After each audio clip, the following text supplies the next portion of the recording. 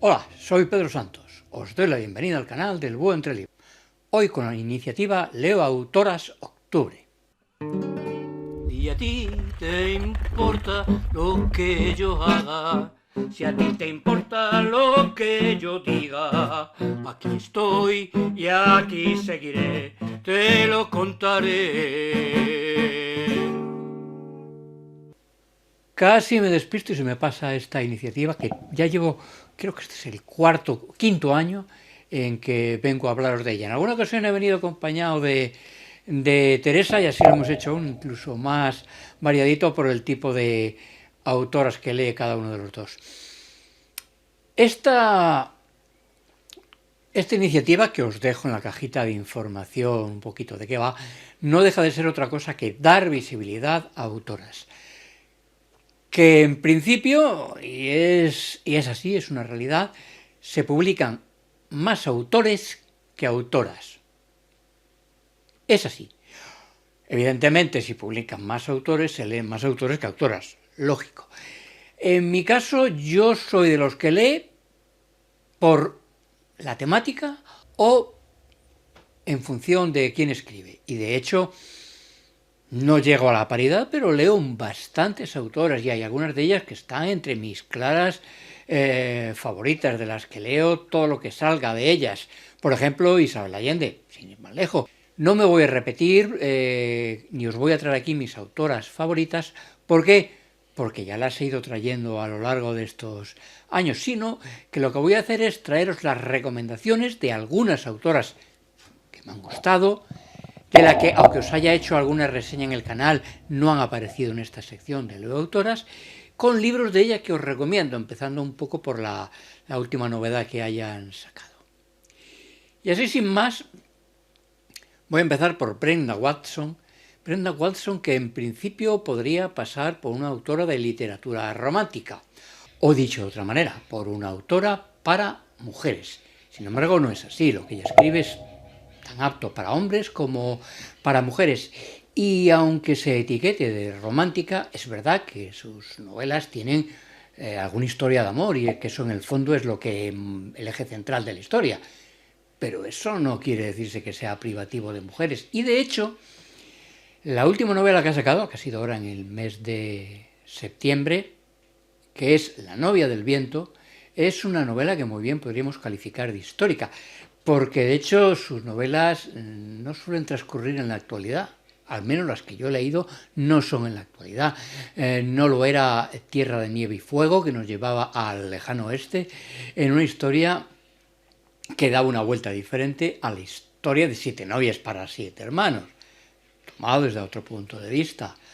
Y tampoco lo era Días de tempestad, que nos llevaba a mediados del siglo XVIII en esa Inglaterra victoriana para contarnos la historia de una mujer que viene desde Estados Unidos con el único fin de vengarse de aquellos que la lastimaron a ella y a su familia en el pasado.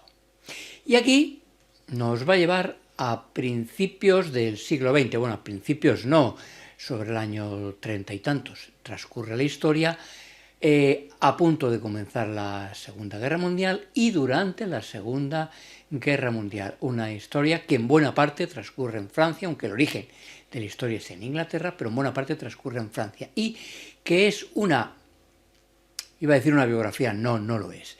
Está basado en la historia de la pintora Leonora Carrington. Sí, es una novela que tiene la pintura en el eje central de la misma a partir de este personaje, que no es Leonora Carrington, está basado en su obra, pero ella en la parte final nos cuenta por qué no hizo una biografía de Leonora Carrington. No solo porque se hayan publicado un par de novelas ya con ese tema, sino porque a ella quería mostrar una cosa diferente a partir de este personaje, pero cambiando completamente una serie de detalles fundamentales. Por lo tanto, no podía ser la historia de Leonora Carrington. Me ha encantado esta novela. Y os recomiendo muy mucho a la autora. De hecho, hay un vídeo en que hablamos, digo hablamos en plural porque es un vídeo que hice con Teresa, de la novela Días de tempestad y de buena parte de las obras de Brenda Watson. Así que echarle un vistazo. no todo van a ser recomendaciones de autoras españolas. Por ejemplo, aquí vengo a hablaros ahora de Christine Hanna, una autora que se hizo famosa con una novela que a mí me encantó, que era El Ruiseñor, una historia que transcurría en la Segunda Guerra Mundial en Francia, la historia de dos hermanas y de su vida y de su lucha durante aquellos años tan duros para los franceses. Una historia que también tiene amor, tiene una gran historia de amor en medio de la misma.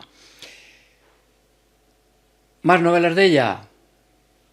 A mí me viene a la mente una historia que no deja de ser una forma diferente de ver la historia de las uvas de la ira, pero desde el punto de vista de una mujer. Una mujer que se casa, no voy a decir que con el primero que pasara por allí, pero casi con tal de huir de la presión familiar y poder vivir una vida diferente.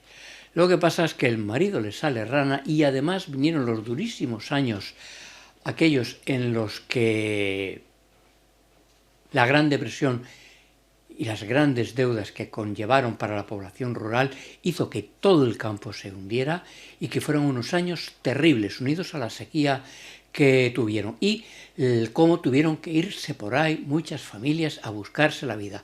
Y esta mujer fue una de ellas, con su familia, sí, pero sin su marido, intentando sobrevivir. En una época en que incluso para los hombres era muy difícil seguir adelante. Una novela muy dura. Y ahora acaba de publicar, hace poquito, en este año 2024, Mujeres de la Guerra, de la que tenéis un vídeo aquí en el canal, hablando de una mujer que se alistó para ir a la guerra de Vietnam. ¿Que las mujeres no podían ir a la guerra? No podían ir como soldados, pero en las fuerzas auxiliares sí podían estar allí. De hecho, esta mujer estuvo para como enfermeras, defendiendo allí al país, ayudando a aquellos que estaban muriendo por él. Una historia que no solamente nos habla de la guerra de Vietnam, que yo creí que básicamente era todo sobre la guerra de Vietnam, y no, apenas es la mitad del libro, porque la otra mitad es ¿y qué pasó con aquella gente que peleó por su país cuando volvió y que sin embargo tuvieron que sufrir el desprecio de aquellos por los que habían luchado? ¡Qué historia más interesante! Dentro de este género histórico, más o menos, novela histórica o ficción histórica, es en el que se mueve Rosario Raro.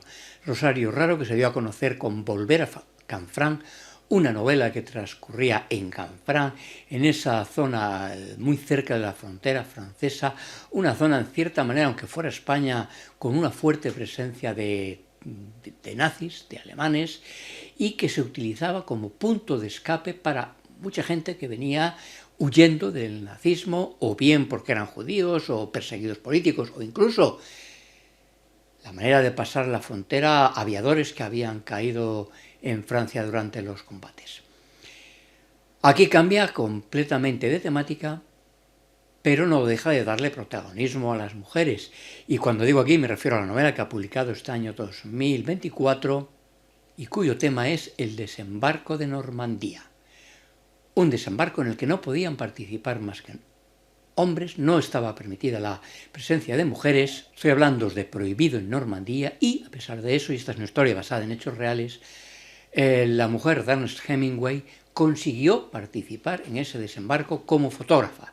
Oficialmente no, pero ya se buscó ella la vida para estar presente en ese desembarco. Una novela curiosa. Estuve visitando además con el libro para hacerle fotos, porque ya lo acababa de leer, los lugares en que tuvo lugar dicho desembarco. Evidentemente no podía faltar más tratándose de este blog, no por tratarse de este blog, sino porque aquí hay mucha novela negra, pues aquí vengo con novela negra y Susana Rodríguez Lezaún. Entre otras cosas, esta es la autora de la que de momento es la trilogía de Marcela Piel de Lobo, una inspectora de armas tomar, de gatillo fácil también, todo hay que decirlo, que se mueve por Navarra.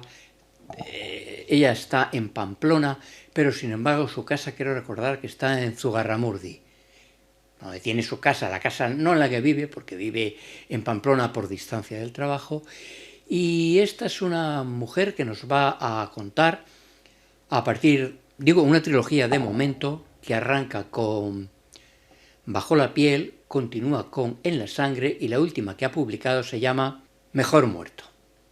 Una mujer que no le importa enfrentarse con las grandes autoridades o con los poderes fácticos, porque de hecho la primera novela lo que está en el fondo es detrás del Opus Dei, no por el Opus Dei, sino está buscando a un asesino que ella cree que es un miembro del Opus Dei, que no tiene nada que ver con el caso, pero sí con la mentalidad de ese tipo de gente, que no pueden admitir que su familia, el qué dirán es lo más importante, no pueden tener una hija embarazada, ni que esté en relaciones con un hombre mayor y casado, todo eso no se puede permitir.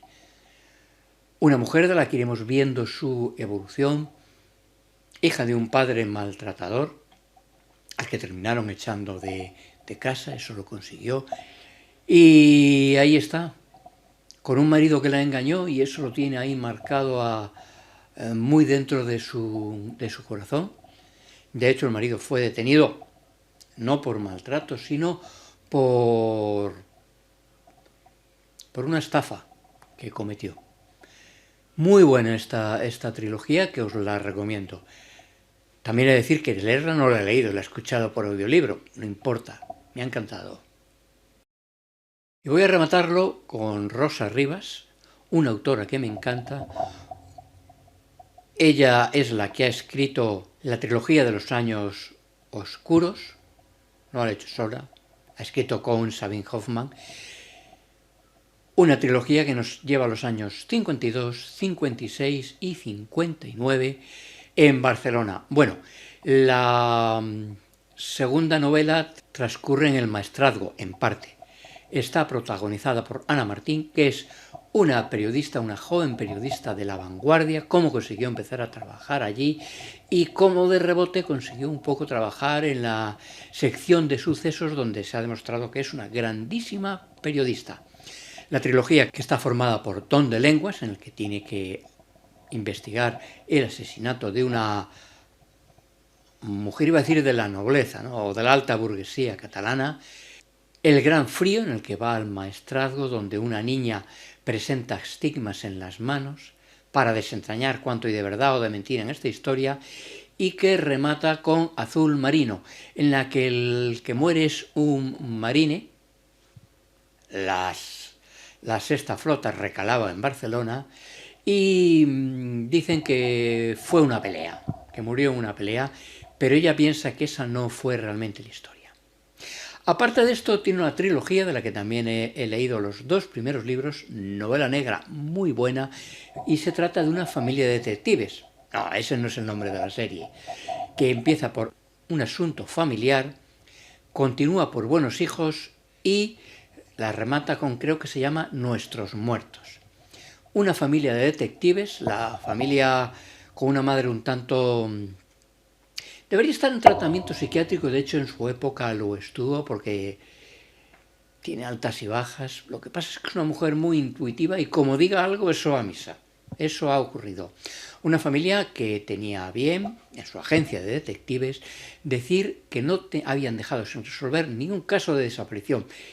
Bueno, por lo menos hasta que desapareció su hija, a la que no conseguían encontrar. En la segunda novela, ya con la familia al completo, la investigación es sobre un caso de suicidio que le llevó a una hija a suicidar. Eso es lo que le pide la familia. Lo que pasa es que lo que descubren les hace pensar que realmente la familia sabe bastante más y no quiere saber en el fondo la verdad. Una trilogía de la que me falta por leer la tercera, por eso tampoco me acuerdo del nombre.